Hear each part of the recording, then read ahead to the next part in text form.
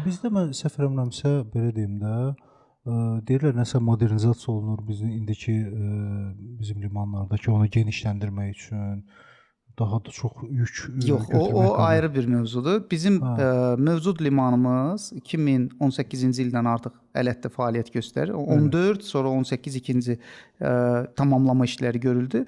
Burada şəhər mühitində onu genişləndirmə imkanı olmadığından doğru qərar idi ki, ələtə köçürüldü və orada da yanalma körpüsü gidravlikdir. Yəni su artar, azalarsa ona uyğunlaşdırılır.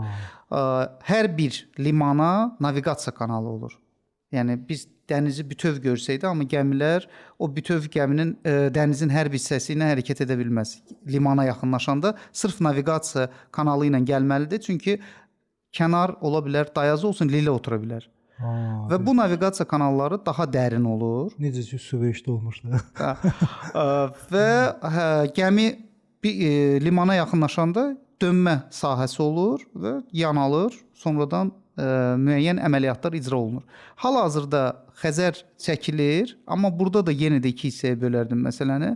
Xəzərin şimalı daha dayazdır.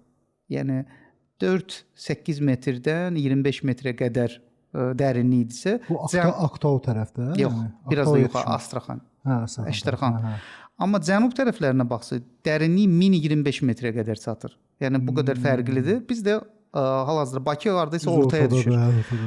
Bizdə də bəzi məsələn məsələləri biz görürük ki, Xəzər çəkilir, amma digər şimala nisbətdə bizdə hələ vəziyyət yaxşıdır.